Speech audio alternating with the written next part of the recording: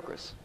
Right. So I think that the Saigon Jokers here are really a wild card in the Garena Premier League. They are in that 4th placing, but they somehow seem to be able to play really well on some days and a little bit less well on other days. It's more of whether they are on form that day and whether they get the right picks. I mean, they've improved significantly. QTV has significantly improved in the Garena Premier League since he started out. He used to always lose out at top lane by a significant margin as well. Now he is on par with a lot of high-class top laners. Nixwater has proven himself time and time again. He's been target banned by many teams as well. A lot of teams love to target ban against Nixwater. Archie as well, even when he went to the Season 2 World Championships and he played against Dignitas, where Saigon Jokers actually took a game off Dignitas, even the casters there were saying that to beat out Archie at the bottom lane, they have to ban his Ezreal, and they have to shut down Archie, and he was the key carry for the Saigon Jokers. So he's been playing fantastically, and the rest of the members of Saigon Jokers, Safety and Juni, have been playing very well as well. They've improved a lot since joining the Garena Premier League. Right, so we're going to just look at the bans that we have coming out in this match. You've got Jarvan, Zed, Elise, Lee Sin, and Kennen banned out. Still a couple of big champions that haven't been banned out, Thresh being one of them. This is actually the first time in a long time that we've seen Thresh in 3 games in a row not being banned. The surprising thing is not that he's been picked, it's that he hasn't been banned. One thing about not banning out Thresh and forcing or coaxing your opponents to first pick Thresh as the support champion is that you then get two picks right afterwards, and then you can pick up 2 very strong and contested champions, which we have seen both games so far. The team that picks up Thresh, the opposition's team will pick up 2 very strong champions. We just saw Singapore Sentinels pick up Thresh picked up by, no, it actually wasn't Thresh being first picked. They actually picked up Kennen. They picked up Kennen as the first pick in the last game. They picked up their highly contested pick and then went for 2 strong picks. Right, instead. So over here on the Saigon Jokers, they're going to lock in the Twisted Fate and the Rise combo, while the Azubu Taipei Assassins reply with the Zac and the Varus pickup. So one of the things that I was going to say is that I realized that one of our nightmares has come true. We're going to see Archie go up against Aki. How do we call him? What do we call him now that Archie's on the other side? There's 2 Archies, one with an R and the other without. Archie Aki? Archie and Aki. I have no idea. I have no idea. So the Saigon Jokers here waiting for their next 2 picks.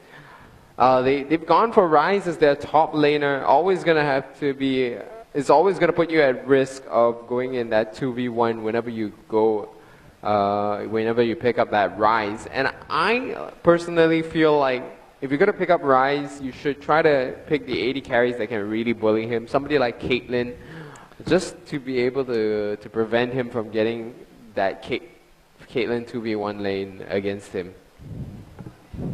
Rise here, gonna most likely go to the top lane with that Twisted Fate pickup, as you were saying there. If we do see Zac in the jungle, it would allow Azubu Taipei Assassins to prepare for this pick-up, actually. They might send somebody else top lane who can deal with Rise a bit more efficiently. If they do go for this Eve pickup, though, it would seem that Zac will be going into this top lane. As you said before, though, we could always see that 2v1 switch up. But going against a Kog'Maw lane, I don't think it's something that Azubu Taipei Assassins would really want to do. I think they want to send a 2-on-2 against the Kog'Maw lane. Right, so what SAJ is doing here is that Kog'Maw kind of operates similarly to a Vayne in the sense that you have to protect him, you have to build a team around him to make sure that he stays alive. Because unlike Vayne, Vayne's got really short range, that's why you need a protector, but she's got high mobility. Kog'Maw is a bit different. He's got low mobility, but he's got a lot of range, but he's got no escapes whatsoever. So you have to be very, very careful and basically have a team to protect him. And what they've done here to protect him is have very, very high priority targets. They've got Rise, they've got Twisted Fate, and Kog'Maw. All 3 of these champions on the same team are really high DPS targets. And if you don't take one of them out quickly, they're going to slowly whittle your team away. This looks like they want to pick up Janna as the support for the Saigon Jokers, switching out for Nami, hopefully. I think Nami will be a better pickup here. So we're going to see Kog'Maw and Coddlesticks here going to the bottom lane. They just picked Fiddlesticks. That is surprising indeed. I mean, I have not seen Fiddlesticks in support in the GPL before. I haven't either. I've seen him played in LCS and every single LCS league. I've seen him played in a few tournaments as well. I have not seen him pick the support in the Green Premier League, as you said. Right. So this is going to be interesting. So since you've seen Fiddlesticks in the LCS, what can you tell us about the way that he operates? 3-second fear. That's all you need to know about Fiddlesticks. 3 seconds of crowd control onto one target. Follow it up with a silence. He has some form of sustain as well with his drain, but that as a support, it's not what he'll be trying to touch at all in lane. And then the surprise ultimate, early game, fantastic. It's almost as much damage as an AP Fiddlesticks just because it's early game. Nobody has too much ability power just yet. And it can also serve as initiation as well. And initiating as a support is great because once you ult in and then fear somebody throughout the silence and try and sustain with that drain, if you die, you've done your job of initiating, taking a lot of damage to yourself, which is what Fiddlesticks can do. And sometimes we see support Fiddlesticks pick up ability power items, but not too often, especially in competitive play. Right. I feel like if you're going to pick up those ability power items, either you're really far ahead and you have the goal and you can practically buy anything and still be successful, or if you're behind and you pick up those ability power items, then the problem here is that you're going to be exchanging that potential goal that you could have used to buy more wards, get more Oracle's Elixir, have more map control, and I feel overall that's going to be way more important than getting a little bit more ability power and being able to deal just a bit more damage during those team fights. One thing I do like about this Fiddlesticks pickup is if they are going for that Protect the Kog'Maw team comp, which it seems like they are doing, with Rise, Twisted Fate, and Kog'Maw having so much single target damage, if somebody tries to dive Kog'Maw and the 3-second fear comes out from Fiddlesticks, that's going to be a chunk of single target damage coming out from Silent Jokers onto one target, just focusing somebody very quickly, take them out, and then focus on the rest of the members of the Zuba Typing Assassins. And very interesting, Zuba Typing Assassins have 3 ignites, 1 on their jungler. Right. So the thing that is going to be to the disadvantage here for the Saigon Jokers, I feel, is it's going to be their sieging potential. Or rather their catch potential, sorry, what I meant. Is because they don't have any initiators here. Like you said, Fiddlesticks can initiate, but he's not going to be a very strong initiator. And I don't really see anyone else on the team of the Saigon Jokers here who could start a fight and catch somebody. But they have some pretty good, what I meant to say was they have some pretty good sieging potential because they've got Kog'Maw, they've got the cards from Twisted Fate, and Kog'Maw's range will allow him to poke turrets pretty well. And with that Fiddlesticks as well, can throw out the silence into the backline with the cleavers as well. Don't never factor out those cleavers coming out from Dr. Mundo. They deal a chunk of damage because it scales on the opponent's health. Right. So that's going to be quite effective for them. I think Silent Jokers, if they allow a Zubu type assassins to get a bad initiate onto them and they kite them backwards and just keep protecting Kog'Maw with the team composition they have, I think they'll want Zubu type assassins to engage with them, especially with 2 very squishy champions being Eve and Diana here, who are both very good at initiating. If either of them initiates, gets that 3-second fear, and then chunked by all the single target damage, and then Silent Jokers followed up with the gate coming out for Twisted Fate to catch somebody off guard. The movement speed that both Rise and Mundo have, they should be able to follow up in these team fights. But the problem here is that if any of the members get caught out, either by Zac or Thresh, that's going to be probably it for the Saigon Jokers. It doesn't look like their team composition can survive one of their DPSs dying early on. It's not like if Zac dies first, he's going to be the one initiating. It's going to be the front line. If he dies first, it's not much of an issue. But if one of the damage dealers on SAJ dies, it's going to be a very, very big deal. I do, however, like a Zubu type Assassins team composition here because everybody in their team can initiate. Every single player in the Zubu type Assassins can initiate, which is what you do want against a Protect the Kog'Maw team composition. And everybody has a disruption ability, so even though everybody on the Silent Jokers is single target ability base or attack base, right? All that a Zubu type assassin has to do is get one person to get a good initiation, and everybody follow up with the crowd control they have and the damage they have, and they will not be able to protect the Kog'Maw in that situation with everybody being locked up. Nobody will be able to get to Kog'Maw's position, and Kog'Maw will not be able to position himself in safety here, sporting the Zubu type assassins Dr. Mundo skin against the Azubu Type A Assassins. Right, it's TPA Mundo. He's a traitor. Traitor Mundo. Traitor Mundo. He's giving back the championship trophy. He's giving it back to them. He's like delivering it to them. He's like, here's your championship trophy, guys. Take it. Take it in the face. Throwing it into the face of the Azubu Type A Assassins. So we are in the loading screen here. We will see the surprise parties, Fiddlesticks and Kongmo down at the bottom lane against Dinter and Jay with Varus and Thresh. Azubu TPA Archie is going to go up against Nixmar in the mid lane. We're going to see the Diana against Twisted Fate matchup. In the jungle, we're going to have Dr. Mundo go up against Evelyn. And top lane, it seems to be Rise against Azak here. Right, so the team's just moving out here initially. Looking at the items that we have here, interestingly enough, QTV going to go for the boots and pot start. Something that is a little bit less commonly seen on a Rise. We do normally see him going for the Fairy Charm, getting prepared to pick up his tier of the Goddess. Level 1 wise, I do think that Saigon Jokers have a slight advantage. They sure do. With Rise and the consistent damage from Rise and Kog'Maw, the Void Ooze is going to be painful as well, level 1. And the championship trophies going back to the champions themselves are going to be quite devastating in level 1 if either team decide to initiate here. 30 seconds until minions. Do you know what's on the belt of TPA Mundo? He's got his cleaver. I know that. The rest I do not know. Right, so we are going to see... It must have been whatever Lil Balls was wearing at that time on his special belt. So BB here hanging out by the tri-brush. Just going to zone them out and provide his team a good amount of vision. I think they did spot the Saigon Jokers coming into their blue. And we are going to see the Saigon Jokers realize that the Azubu Type A Assassins are in their blue as well. Let's see how they deal with this. They got some good warding that didn't catch Sarsky because he's invisible. They have 2 wards placed down there, but Azubu Type A Assassins will only be able to put down that ward. Nothing too fancy that they can do there.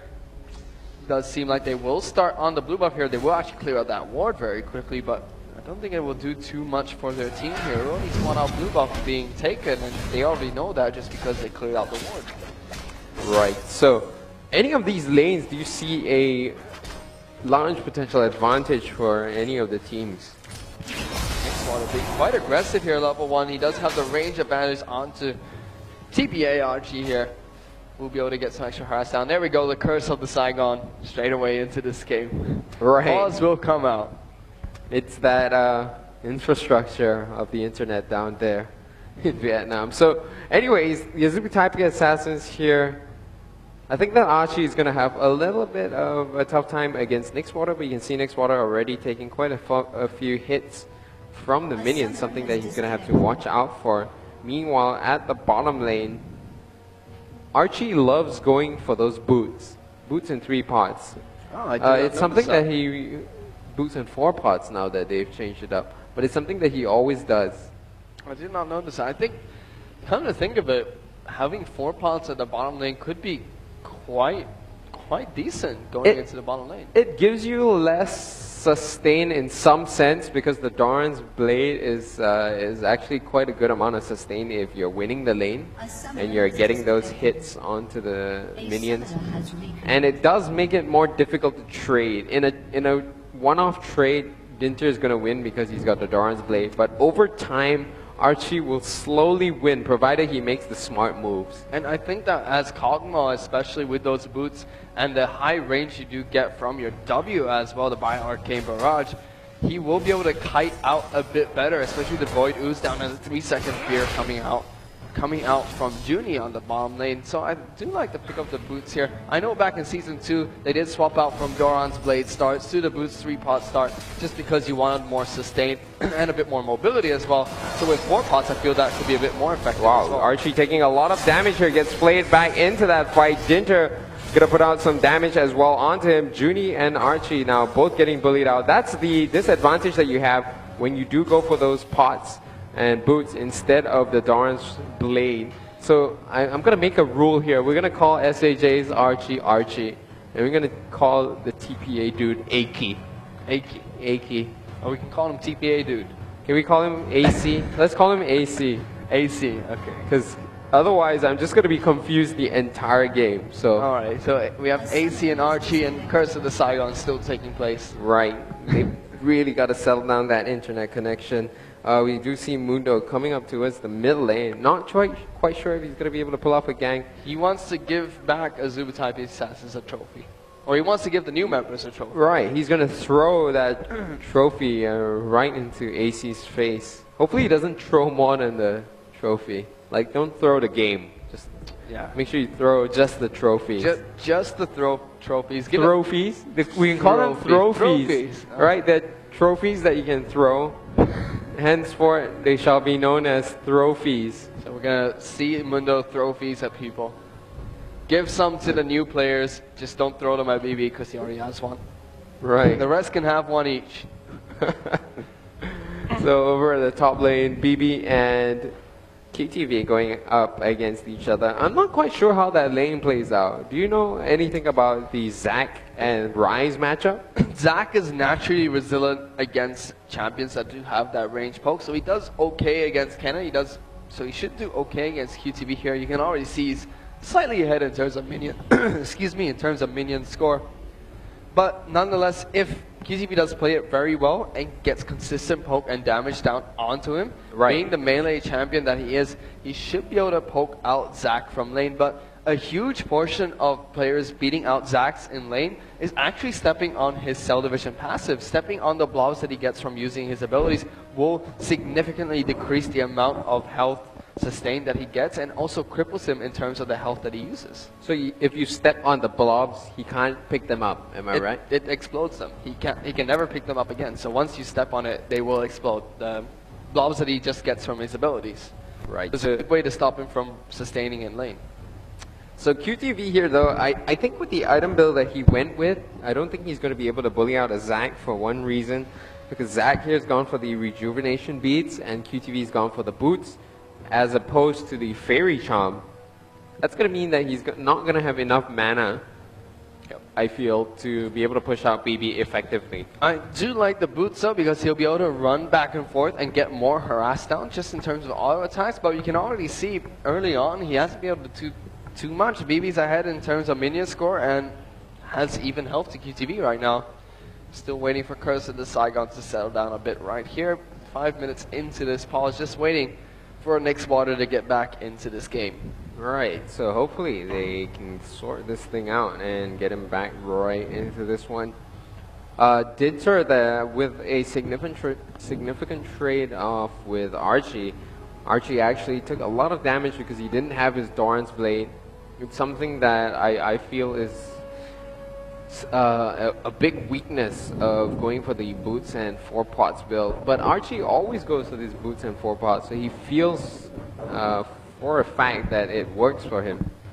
And despite him losing those early trades numerous times, I mean, this is not the first time that I've seen Archie get pushed out at level 1, but he seems very, very adamant about going for boots 4 pots. I mean, to be fair, he is playing Kog'Maw right now. Against a Thresh and Varus, it would be hard for him to lose the early game, but that trade that he just did against Dinter and Jay was a really, really poor trade. He was quite out of position when he went in for the harass there. Right, so there isn't really all too much going on right now. We do see Eve farming at her wolves. Mundo with a very, very quick pickup on the red and blue is going to be trying to go for that gang. Probably just going to go back to farming because I don't foresee him picking up the kill on Archie. On AC rather, especially not with Next Water just at level 2. So still waiting for Curse of the Saigon to take its toll here. It's already taken its toll 6 minutes into this pause right now. It makes casting the Saigon Fantastic 5 against the Saigon Jokers a little bit weird to cast one of those games, just because the amount of pauses that would come out in between the games there, between the two Saigon teams. Right, they're just going for their coffee breaks in between these matches. They do need to get a regular diet and supply of caffeine just to keep them preppy for these matches. Does look like they're going to continue this pause for a while. What could we talk about? What do you think about the late game potential here on both teams? I mean, Silent Jokers naturally have a fantastic late game just because Mundo will just keep getting tanky. He'll become an immovable object.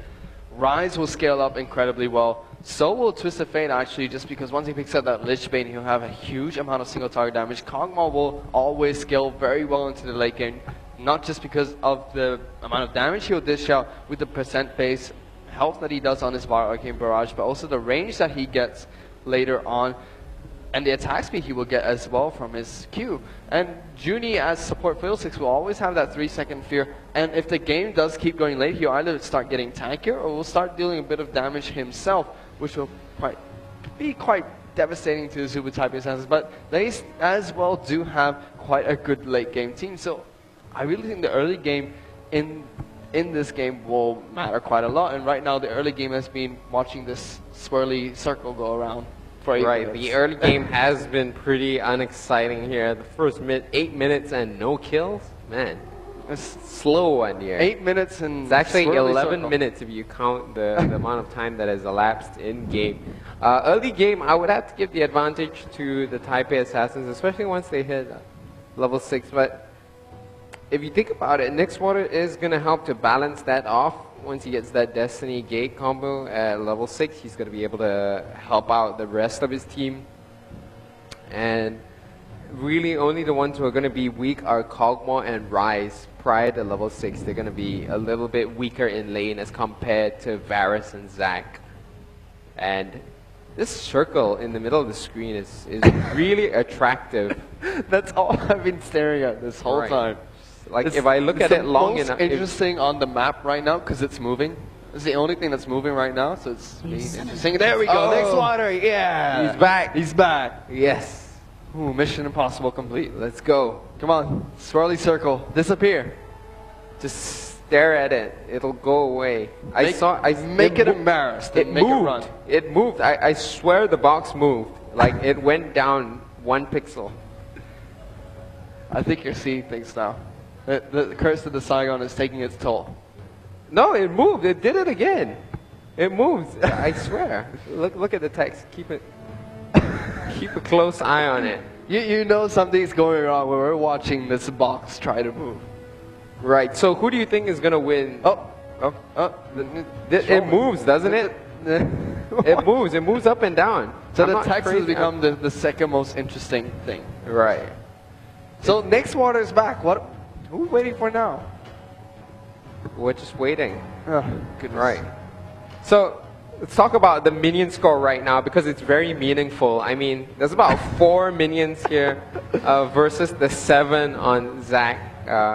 So between QTV and Zac, there's a 3 minion score advantage. That's pretty big. 3 minutes and 4 seconds. And here we go. Woo. Going back. Minion score aside, we're back into game finally, and I hope that Nixwater dies in the next 5 minutes.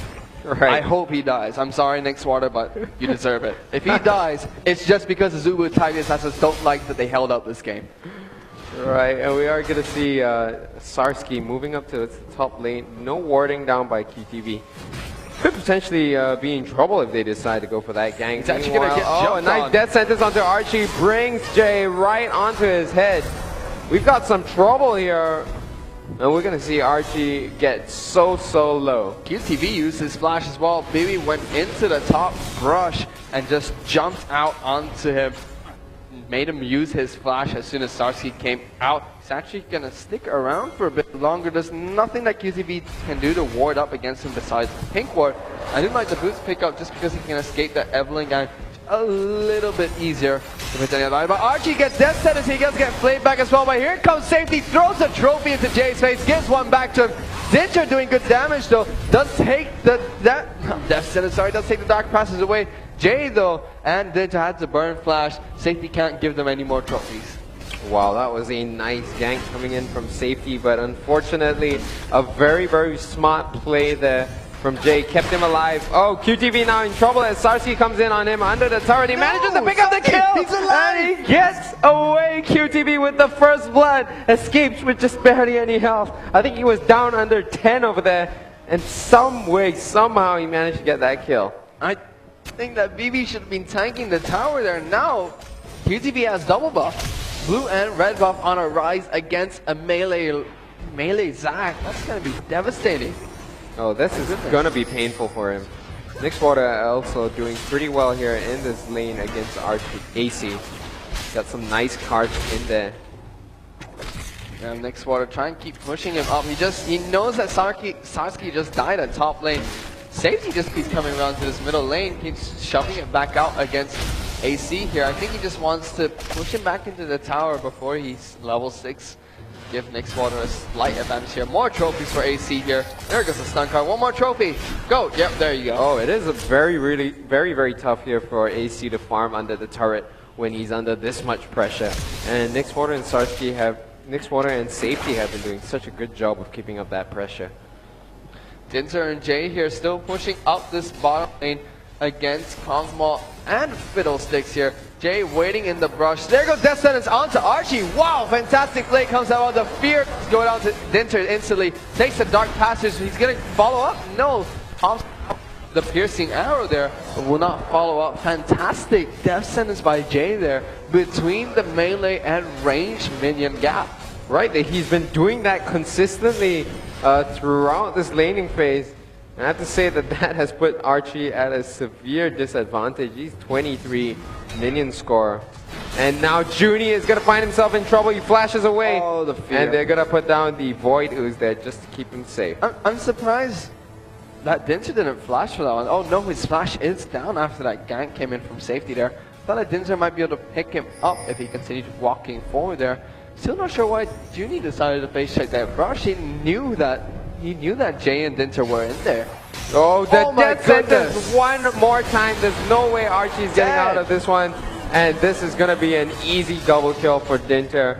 Jay here has been so accurate. He's a sniper with that Death Sentence. He sure is. He's sniping out the Scion Jokers there. Punishing them for that Curse of the Scion. Safety trying to farm it out. Starts coming up to the top lane onto QTV. The boots that QTV has picked up though is making him quite fast though, combined with the ultimate, giving him some ability to escape that one. Nixwater getting some good damage down onto AC there. He puts a ward down to try and spot any counter ganks coming out. No damage returned onto Nixwater. Right, so I do believe that AC was trying to stop and prevent Nixwater from going up to the top lane for an assist. So good move on his part.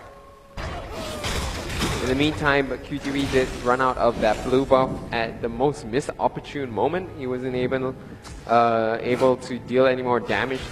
We might see Dragon being contested here by the Silent Jokers as well. We have Mundo starting on that one. Mundo, haven't seen him in so long competitive play. Forget how good he is at taking down dragons. There's a few strategies that allow teams to actually take down Dragon at level 1, including Mundo. Twisted Fate ultimate came down to try and see if Sarsky was coming down to get a steal on that Dragon Ball. Wow, BB under the turret, taking all of those hits. Not the best move by him there. But I think teleporting back home will allow him to come back strong. So even though QTV did get that first blood at top lane, he is still about 15 odd minion score behind BB at this top lane, just showing how well BB is doing up there. Zac does quite well against ranged champions at the top lane, can take the poke quite well against them, so he's doing a good job against QTV here despite the disadvantage from the first blood. Well, things are looking just really terrible here in the bottom lane for SAJ. Archie's at 28 minion score versus 57 that we see on Dinter, and that is just way too far behind. He needs to get back in here, and he needs to watch out for those death sentences. He sure does. Now Zubutai Assassins are going to be able to get some free damage down onto this bottom tower. And oh, QTV with yet another gank coming in. He's going to be forced to get under that turret and possibly back away. I think BB does have his cellular division still up. Twice tried there though by Zubutai Assassins. They died before trying to tower dive QTV. Decided not to again there.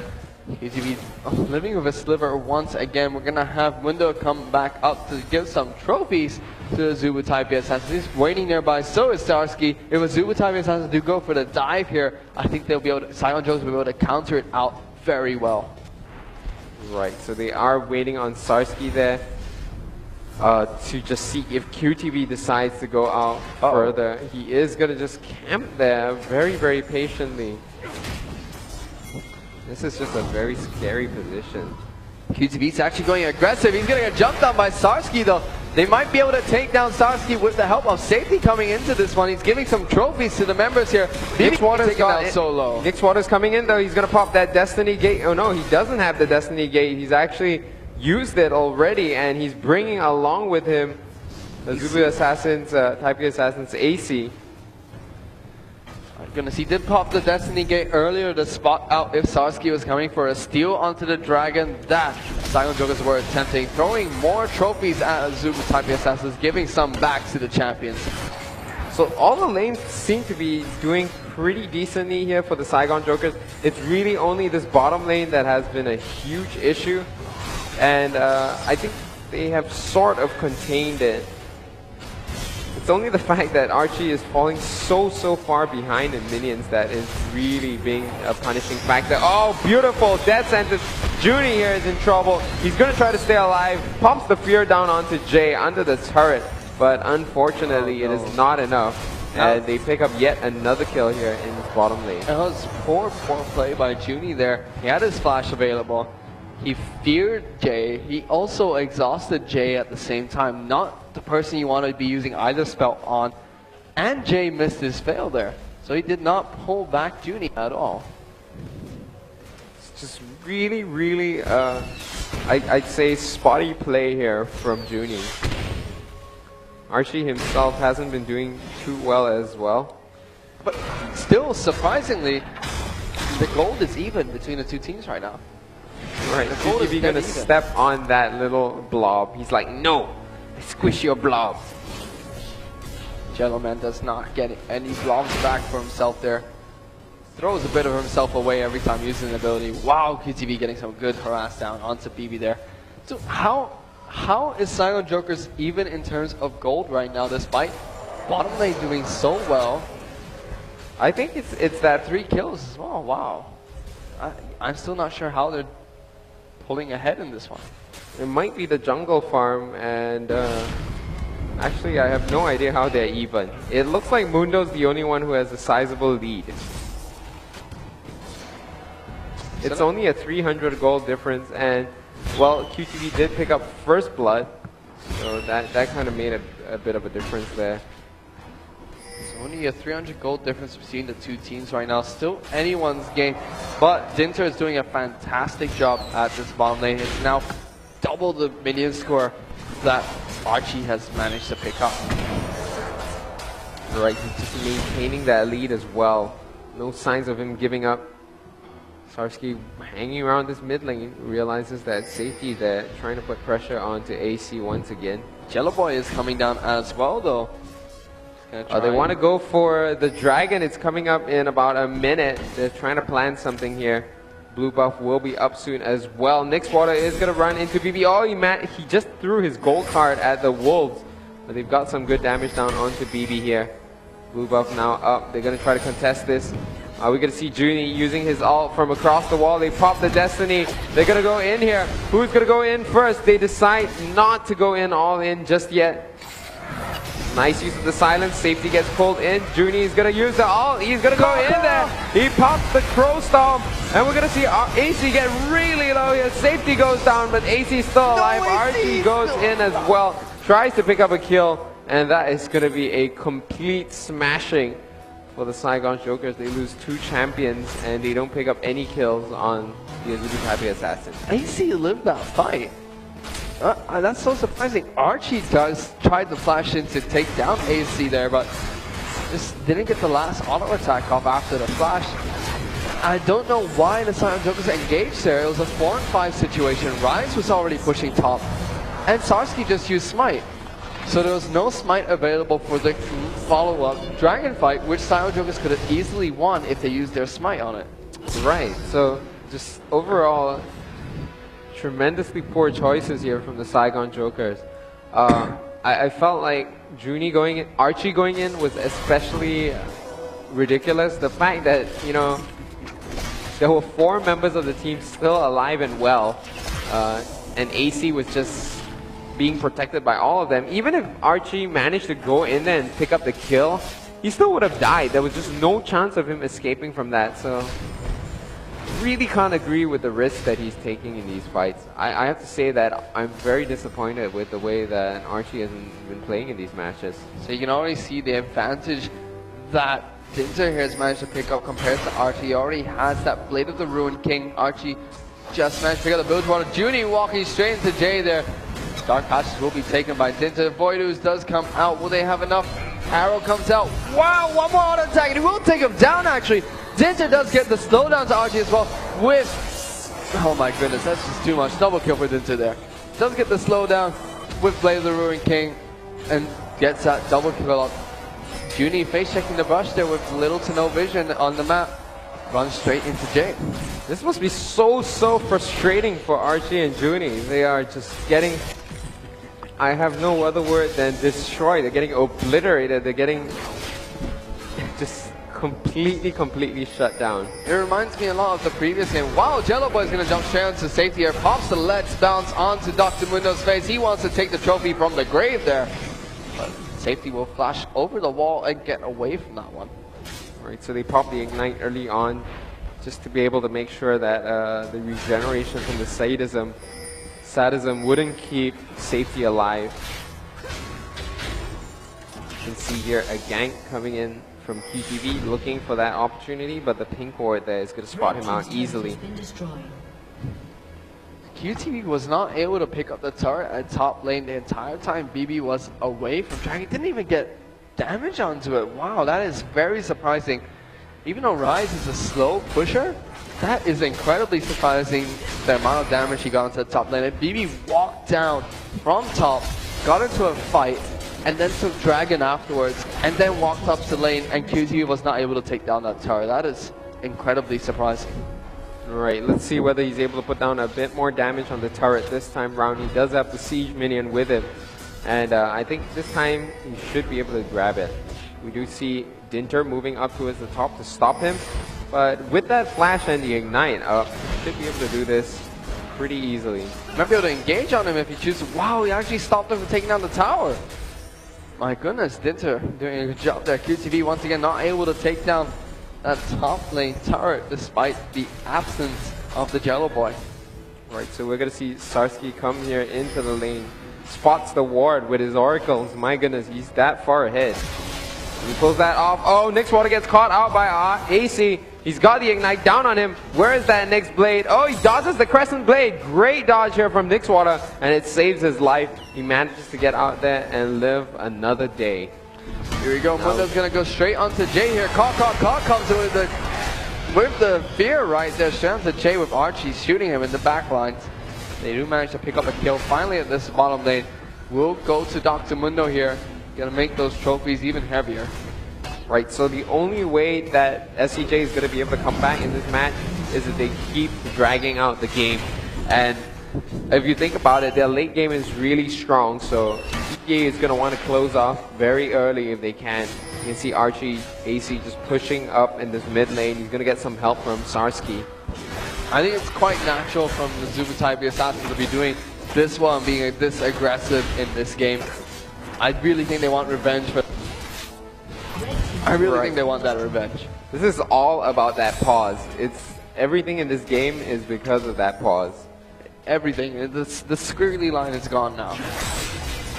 So we're going to see QTV still pushing up that top lane. I mean, he's been up there continuously farming. Now that is the only saving grace for the team right now. The fact that QTV has been uninhibited in this top lane. He's managed to rack up 137 minion score. It's not too close to what Dinter and AC have been able to get, but it's something nonetheless. And with Rise getting stronger as the game continues, they may stand a chance. So slowly the Saigon Jokers will be able to ramp up into the late game powerhouse that their champion picks are poising to be. But so far the early game is strongly in favor of the Zubu-type Assassins, even though the gold score doesn't really show how much of a devastating lead they have right now. Right, so this third turret here at the top lane gonna go down. The Zubu-type Assassins now with 4 turrets under their belt. Nice death sentence attempt there, almost grabbing onto QTV. So we're gonna have QTV try and push out the top, push out the top lane after being pushed in by the support combo here. BB's gonna go the jump bait, on the next the bait. They managed to get the bait onto BB. They missed the trophy, but safety is gonna continue this. BB here is gonna go down. Nixwater pops his ult. He's gonna be able to spot Sarsky. They're gonna take him out very quickly, but then right after that, they're gonna have to deal with BB, who's gonna come right back to life, and then that's gonna be finished off in due time. Safety here, double kill onto him. He's gonna try and run away from this.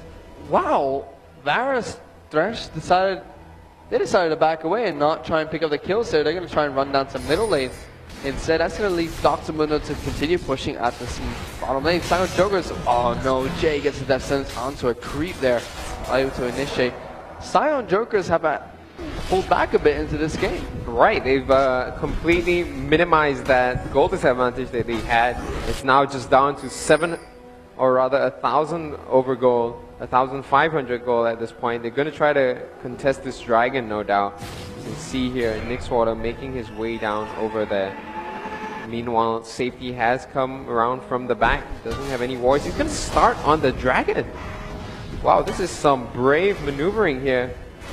And I'm wondering what's going to give SAJ this newfound confidence. They're going to be able to pick up this dragon nearly instantaneously. They are going to pick it up for free, in fact, with only one little bit of damage being done here to QTV. And now there's only 1,000 gold lead to Azubu TPA Assassins. And Rise and Kog'Maw are just going to keep ramping up into the late game. So is Dr. Mundo. So is Twisted Fate. And Fiddlesticks, he's just going to give that 3-second fear for Silent Jokers to burst down one per. Alright, Kog'Maw now has got his Blade of the Ruined Kingdom. He's going to be quite a force to be reckoned with. He's going to have a lot of attack speed as well as percentage-based damage. It's something that the Azubu TPA Assassins are going to have to watch out for, because even though Zac can get pretty tanky, with that Kog'Maw on the team, it's going to be tough for him to withstand so much percentage-based damage. Sure, as you can see, a lot of the Silent Jokers here building up quite a bit. Oh, Jay catching on to Junie with a nice death sentence, gets in there, misses the flay, in comes the Destiny Gate combo. Junie goes in. They're going to try to go for AC right now. Safety's just sticking right onto him. QTV's coming in as well, pops the Desperate Power. He's going to catch on to Sarsky. Sarsky's going to go down in a blast, and we're going to see AC, Dinter, and BB make their retreat. Two members of the TPA Assassins go down, and none of the Saigon Jokers go down at all. Wow, that was a major boo-boo there by Jay. He tried to go in for the death sentence flay, but he completely missed the flay. And now the Saigon Jokers are even in terms of gold. Right. Now it's an even game between the two teams. This is getting scary for the TPA Assassins, and the later and longer the game drags, the more difficult it will become for them to go up against these late game champions. I mean, if you look at it now, Lich Bane is being built onto Twisted Fate already. Nixwater has his Lich Bane. Right. Rod of Ages is ramping up for Rise, so is that Tear of the Goddess. He has that Spirit Visage for Sustain as well. Dr. Mundo has his tanky items as well with the Magic Resist. And now Kog'Maw's picked up a Zeal. They're just going to keep going stronger and stronger the later this game gets, and they're pulling back into the game. Not something that Azubu's TPA Assassins want to happen. Don't mention as well the fact that SAJ is going to have some pretty strong split pushing ability with Nixwater on that Twisted Fate. They sure are. So we're going to see Safety push up this top lane. We're going to try and regroup with his team after that push. So looking at some of the gold that we have on these champions, let's find out where these gold scores are centered on. We've got Varus, Dinter sitting on most of the gold here for the TPA Assassins. Over on the side of the Saigon Jokers, it seems to be that most of the gold is sitting on Nixwater, and it's a little bit more evenly balanced out between Safety and QTV than the gold over on the side of the TPA Assassins. So that's a good thing. The fact that they've got the gold balanced out on a couple of champions and not all saturated on one is going to help them out. They're going to try to go for this gank onto Sarsky, but I think it may be a little bit tough. You can see Sarsky try to get out of there. He's got the movement speed as well as the invisibility to kind of juke them out, but the team is closing in on him. This is going to be scary. They've caught onto Safety. Safety is going to get caught here. He's going to try to get out of there with the sadism, but he's getting really low. He gets taken out, but in the meantime, Sarsky gets taken out as well. It's a trade of a jungler for a jungler, but without a tank, things are going to be scary here for the Saigon Jokers. So even though there's a 3,000 gold difference between Dinter and Archie, there's a 2,000 difference between Sarsky and Safety, while BB is losing to QTV and AC is losing to Nixward at mid lane. So as you were saying before, the gold is distributed out evenly between the members, more evenly between the members of Saigon Jokers than is with Super Type Assassins. And no matter what, if the later the game goes, both AD carries will eventually be on similar items. So they will both eventually be dealing similar damage, and Kog'Maw should be dealing more and more the later the game goes anyway. Right, when it comes to late game and when the items are evened out, we're going to see Kog'Maw become a lot more scary than Vareth. His range is going to make him insanely hard to get to. Not to mention the fact that you got somebody like Ryze acting as his frontliner. There's just no way that you can ignore a Ryze and walk past him. It's either you kill him or he's going to kill you. Pretty much. TPA Sarsky are clearing out the pink ward. Safety pops his ultimate. He's going to jump on the J. The play goes out. Boss goes down as well. Now Judy's in a bit of trouble here. He might not be able to get one. There goes the ult. Ryze actually trying to get some damage down onto Sarsky here. Dinter does pick up that kill, and he is now godlike with 702. Right. I don't understand exactly what the Saigon Jokers were trying to accomplish there. Judy as the other members of the team were trying to engage, but they didn't have all members of the team there. They had Nixwater with the Destiny Gate combo, but obviously it was still going to be a 4 versus 5 because Archie was way too far away. So another bad call here from SAJ is what's holding them back. They have the team composition to win late game. They have a pretty even gold distribution at this point. The only thing holding them back is these bad calls. They're making these bad calls over and over again. Sure, especially between Junie and Archie. Haven't been playing too well at all this entire game. They really need to take it up a notch in order to come back into this game. Well, they've sort of come back. They are almost even on goal with this Super Time Assassins, but their plays have not been spot on compared to Super TPA. So we are going to see Dragon coming up in just a bit. It looks like the Zubu Taipei Assassins realize this, but Dinter is a little bit far to come in to help. It's going to be a 4 versus 5. They do decide to engage at this point of time. Pink ward by the Dragon is going to allow Saigon Jokers to take out any kind of vision that they have over there, and they will pick up that Dragon. Jay manages to get the death sentence onto Safety, not the right person that he wants to grab here, and we do see the Destiny Gate go off on Nixwater. Doesn't use the gate portion, wants to just have Safety poke away first. They've got that sadism on Safety, so they decide to pop it and go for the chase. That is a very strong possibility. Jay tosses out the death sentence there, and we're going to see BB go in on Junie. He goes straight in on there with the Let's Bounce. QTV swings around, puts out some damage onto BB, but they've got the team scattered around. Nixwater now running around like a headless chicken. He's going to go down here. Chains of Corruption. Archie staying at the back has managed to put out some damage as well, but it's not enough here. The Azubu Taipei Assassins come out ahead of this fight. They're going to pick up an ace, and with 4 members of their team still alive. It looks like the Saigon Jokers wanted to go up into the back lines and right behind the Zubu Taipei Assassins there, but Safety and Junie split up from the rest of their team.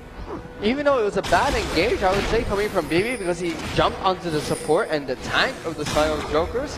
Just because of the positioning of the rest of the members of the Saigon Jokers, it took them so long to come around and deal with the threat that Safety and Junie were dealing with before they could capitalize on BB engaging onto the tank and support. Just a really poor play here again from the Saigon Joker. If you notice, the team was split out around this hill here. We had one set of the team we had half of the team over on the right and half of the team over on the left. And then when BB came in, everybody was just not in position to deal with that. QTV had to run from one side of that barrier all the way to the other side. And in that time, it was just too late. And another good thing about that fight was TPA engaged at the right time. BB went in early to try and disperse the team. As soon as they clumped up at a central location, Sarsky went in, so did AC, So did Jay try to come in after that, and we just had Dinter in the back lines dealing damage the entire time. So just overall, they almost took down Dinter though. If you saw, Nixwater actually managed to put down quite a fair bit of burst. In between his Abyssal Scepter and his Lich Bane, he's able to put down quite a serious amount of hurt. Sure, so now you can see that Dinter is a full Infinity Hedge ahead of RG, and I think that might be quite fatal for this game. Right, that is just being a definitive factor in these last fights. Dinter with that Infinity Edge is shredding everyone to bits. If they're not able to jump in on him, they're going to have a bad time. Sure, now the inhibitor turret is down for the middle lane. Dinter was able to pick that one up after the previous fight here. We might see the Zubi type assassins charge into the mid lane very soon. Oh, BB looking for the opportunity to land that elastic slingshot is going to go in here. Nixwater could be in trouble, and he is going to get knocked up. Nixwater now hit by the Let's Bounce. Archie as well. This is not good for them. Safety trying to tank up that damage. Starsky in trouble as QTV focuses in on him, but Dinter is going to shut him down. Now Archie will go down as well. Safety gets played back into the fight. Dinter just going to keep up the pressure. Decides to turn around and focus instead on the inhibitor. BB here with his Cell Division up, even though he looks like he's low on health, is still perfectly safe. They're going to pick up this inhibitor with ease, and it's going to be Junie coming back just to defend against those last couple of minions. This bottom turret as well is under threat. We are going to see BB and Dinter and AC coming in here, clearing up the wave, and they're going to try to take out this turret. I do believe that they have enough time to do so. Nixwater with the Destiny Gate is not going to want to go in that 3 versus 1. They have a ton of minions as well to make that push quite easy. They are able to pick up that tower. Last outer tower of, or last non-inhibitor tower left will be at the top lane. And there's a huge wave pushing up there as well. We'll see QTV run up to deal with that one. But now I think that Zubu type has to have a sizable lead. Now Safety's in a bit of trouble here. Sarsi's going to jump on it with BB. There goes the bounce coming. Not the let's bounce, but a jumping coming from BB there. Safety giving some trophies back. Say, take them, don't kill me, take them. But no, they will take him down eventually. Jay will pick up that kill, and now I think it'll be balanced. Right, and there's just not much that SAJ is going to be able to do. They don't have their smite. It's going to be exceedingly difficult for them to steal this. They did have a ward in there, and Junie is going to continue to ward it up. But I seriously doubt the fact that they're going to be able to steal that Baron, especially not with Sarsky there having that smite. So now Baron up, Azubu type assassins with a really, really good lead. I think they better push it for this game. They're going to be able to catch Junie here. They're going to pop the speed on Sarsky. He's got Archie and Junie slowed down. He's just going to go right into them, and he's going to just try his best to delay them and wait for his team to come, but unfortunately they were a little bit too slow. Nonetheless, they managed to drive Archie and Junie back, and they should be able to pick up this top turret with ease. So now they will be beating down the top turret. The rest of the Silent Jokers are trying to get into the top lane very quickly. It will be a 4-5 they do engage here, but I don't think Silent Jokers want to engage anytime soon without their towers helping them out. Over at the mid lane, we got Saigon Joker struggling to keep these super minions out. I think there's going to be a lot of items getting picked up here for the TPA assassins. They have so much gold. And you can see there, right there, BB has picked up his last Whisper. There is absolutely no hope now for Safety. In the last couple of fights, Safety has been able to tank quite a fair bit of damage. But now that that last Whisper is up, there is just no chance for him. He's going to get melted instantly. He sure is. So now we're going to see Zubu type assassin. They would want to group up and try and take down one of the other inhibitor turrets, especially while a lot of the team is split up here. We just saw AC get the Dark Passage from Jay there to try and get it engaged. On Snake Sword at top, QTV almost gets Death Sentence there. Death Sentence over one of these walls would be doomed for Silent Jokers right now. That's just too much. There's just too many mistakes here for the Saigon Jokers. They really need to clean up this game. They've got 5,000 gold in the disadvantage right now. We do see Nixwater trying to get that early easy kill onto Sarsky. Good damage down on him. He's on half health, but now he's caught in the back lines of the enemy team. how is SAJ going to be able to deal with this? They're trying to sense safety and then slow people down and start a fight. QTV gets caught out by Archie and Sarsky, and he's going to get jumped on here by BB. He's taking a ton of damage, pops his shield. Sarsky goes down. QTV is still alive. Dinter one-on-one there with Archie. Manages to take him out, but in comes Nixwater to finish him off. He's going to pick up that kill. Now BB's going to come in as well with the elastic slingshot. AC looking for the ability to jump in on Nixwater, and somehow, someway, SAJ has delayed death for just a little while longer. Safety here, however, is going to go down. That's not too bad for the Silent Joker, so they just went in a 4-on-3 exchange with a Baroned up Azubu Taipei Assassins there, and that was with Nixwater completely out of position in that fight. Well, it's actually a unique position for him to be in. Very unique. He managed to get behind Sarsky, put down half of his damage and half of his life in damage, and get out of there. It was actually a risky, but a move that paid off. I mean, it was very risky, but it paid off. So in the end, I feel like Nixwater made a big play that worked out for his team. So still, Archie is a full and half item behind Dinter right now, trying to get what looks to be a last push or maybe even an Infinity Edge here. It does look like we're going to see Dinter build up that defensive item very, very shortly. He has that null magic mantle ready. Right, it doesn't look like Archie is going to be able to catch up anytime soon. I think he's going to be picking up Last Whisper. Now Rabadon's Death Cap has been picked up by Nixwater as well. He's going to be dealing a chunk of burst. We're going to see AC though pick up that Zonya's Hourglass, so once he goes in for that initiation, he can pop that Zonya's anytime he wants to get out of trouble for a bit and then back off after the 3-second invulnerability is down. So Archie now going for the Infinity Edge rather than the Last Whisper. He doesn't feel the need to negate any of the armor on the side of the Taipei Assassins. The Zubu Taipei Assassins looking for that inning, that opportunity for them to get in here on the base. The inhibitor is back up though, so the middle inhibitor is right for the taking if Zubu Taipei Assassins decide to do so. But this look, they want to get initiation. Death Sentence just barely misses Junie there. That was so close. We're going to see BB start charging up that elastic slingshot. Decides not to go in. Chunk goes that trophy on Sarsky. My goodness, that is a satisfying thud. They can't go for a head-on fight here, the Saigon Jokers. They need to be able to pick somebody off, and they can't let BB jump in with that elastic slingshot either. That's just going to ruin everything. If BB catches somebody like QTV or Nixwater, it's going to be over. So they have to get as much vision as they can. And that's about the only way they can stop the elastic slingshot, is if they know it's coming. So it does look like Zubu Taipei Assassins are going to try and clear out the jungle of the Silent Jokers, push up this top lane, delay the game a little bit longer, and then finally go in for a push here. Both teams playing it quite safe, still have a 6,000 gold advantage for the Zubu Taipei Assassins. Right, it does look like they're going to just drag it out.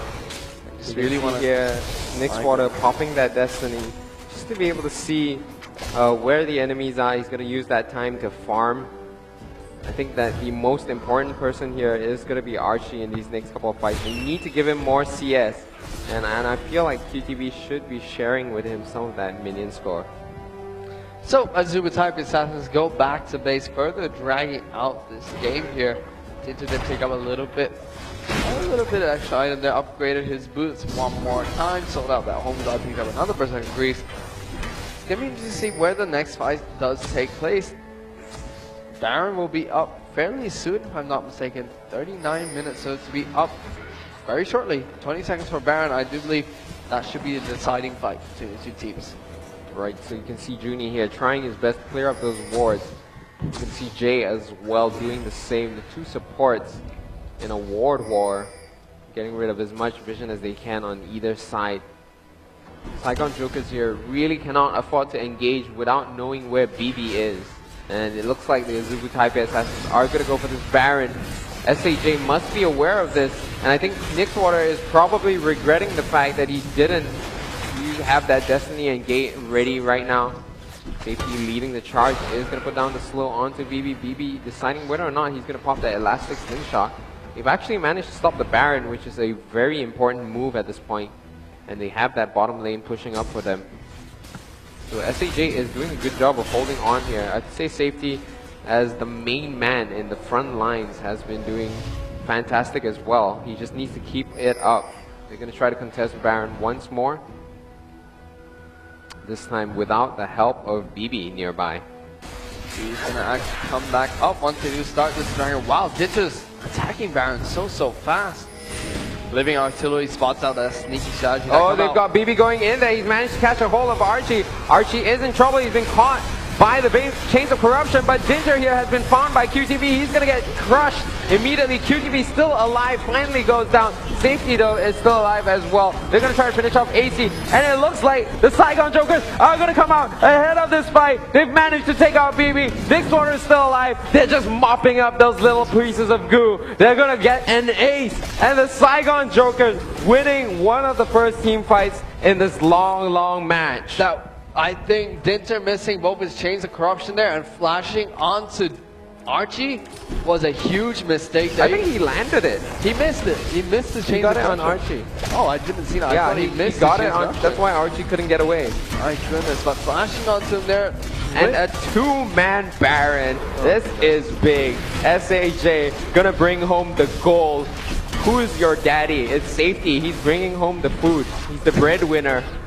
He's carrying the trophy. He's actually They're gonna wait for everyone to be able to get the Baron buff. This is nuts. Safety is the man. Look at him. Safety! Oh my goodness, don't die. What are you doing? He throws the trophy. Killed Baron with a trophy. He's scary. That's the Azubu TPA Assassin's ability right there. He's wearing it on his back. It's funny that if TPA were to lose to their own skin. Oh no. That would be funny. That'd be quite embarrassing. Oh, that was fun though. Oh. You have to say that Safety is really bringing the entertainment to this match. Sure is. It's carrying the trophy. I think that's what he really wants from this game. Silent Jerks is still behind a little bit of gold right now, but after that fight, I think Azubu TPA has to have their work cut out for them.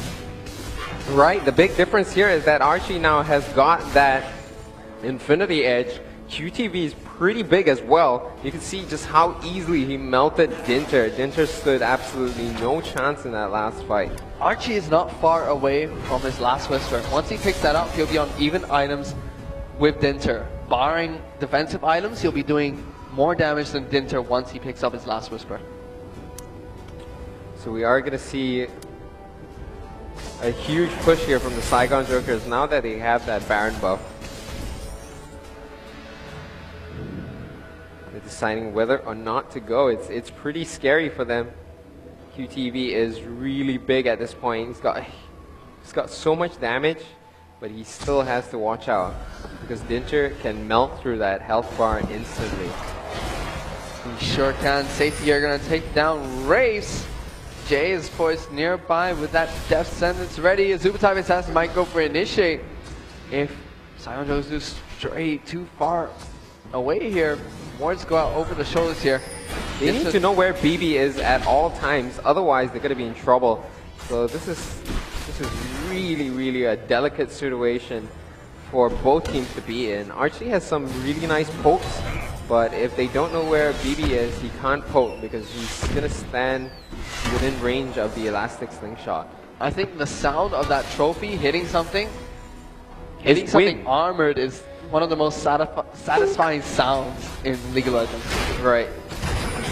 BB there, just clearing up the waves. Let's have a look at some of the items that we have here. We've almost got a 6-item build on QTV. He's going for the final item. Looks to be... Is it going to be a Wota? Probably is going to go for the Will of the Ancients. Over on the side of Varus, on the TPA Assassin, Dinter is going to go for some form of magic resistance. Could be a Guardian Angel, I think. A Guardian Angel, right. He's been holding on to that for quite some time, so it must be a fairly expensive item. He wants to pick up with that one. This game is just so close. Just 2,000 gold in the difference right now. There we go. Guardian Angel has been picked up by Dinter, so he does have that item ready. Archie is so close to that last Whisper. Once he picks that up, he will be doing more damage than Dinter. Definitely. Oh, BB charging up. Gonna jump in here just onto the minions, showing some serious restraint. You can see the Saigon Jokers, despite closing that gap, are still very unconfident about being able to win any of these fights. They need to have more goal onto Archie. Archie is just lacking in terms of items. He's very far behind, but the thing is that QTV can kind of make up for that, as does Nixwater. Interesting item on Nixwater. He's gone for the Giant's Belt. Could he be going for a Rylai's Crystal Scepter? Highly doubt that he'd go for a Rylai's. He might go for Warmogs. Maybe even Randuin's? I'm not too sure what. Yeah, Randuin's might make some sense. I mean, a majority of the damage here from the Azubu Taipei Assassins is coming from Dinter. Randuin's might be picked up here. Oh, Sarsi's got to be a bit careful there. If he does get caught out, it will lead to an uneven fight. And if it's a 4v5, I really think that whichever team is the 4 is going to lose. I think Azubu Taipei Assassins are a bit of trouble here. I mean, as Rise has just ramped up so much, he's tanky as well. As soon as Dinter goes down, I don't think anybody can kill Rise. Not with a Spirit Visage on him already. He's gonna have so much spell vamp and so much magic resistance as well. As long as Dinter's dead, he'll be fine. Oh, BB's charging up that elastic slingshot. Easy gonna jump in. He has the range to get in on Archie. This is gonna be so dangerous. You have no idea how close this game is. Unless you're watching, of course, then you know exactly how close it is. It's so close, but both teams are just trying to drag it out. No one wants to fight each other. They do not want to fight. It's League of Farm right now. League of Farm, right. Farm all the things, don't fight. It's like the UN. Nobody wants to fight. It's the United Nations right here. United Nations in progress. They know something's going on, but they don't want to have a fight, so they're just going to hang around with all of those weapons. I just cannot imagine the next fight. Like, what is going to happen? It's going to be a catch. There's no two ways about it. The next team fight, if there are more than 3 kills, it's probably going to be the end of the game. Definitely. Especially if it goes to Saigon Jokers with either Nixwater or Archie living. That's it. That's 2 people who are going to take down towers extremely fast. Right. Archie has got that last Whisper out. Now that is it. That's the end of BB's reign of tanking. There's just no way you're going to be able to withstand a Kog'Maw with Last Whisper, Blade of the Ruin King, and Phantom Dancer. So we're going to see the Jokers push up into this middle lane right now. They are finally grouped up. Baron buff should be running off. Right, so BB's going to try and catch onto the Saigon Jokers. He's going to go onto the team here. Oh my goodness, a really bad jump there. Almost could have gotten caught by QTV, but QTV didn't manage to put down his Rune Prison in time. That was very risky. I don't know about that. I have to say, I thought that the game was going to end at that point. Oh my goodness, I thought there was going to be a fight finally. No, BB decides he does not want to fight people. This is crazy. We're going to see Junie teleport right in front of the opposing team. Picked up his Oracle's Elixir. And it's always sad to be a support 48 minutes into the game because your items suck. Like, look at the items on Junie and Jay. They're like malnourished children. We've got 1 Kindle Gem and buy wards. 1 Shurelius. Must buy wards. It really sucks to be a support sometimes. Oh no, here goes BB, flash from RG. Let's bounce though. He will get a window now.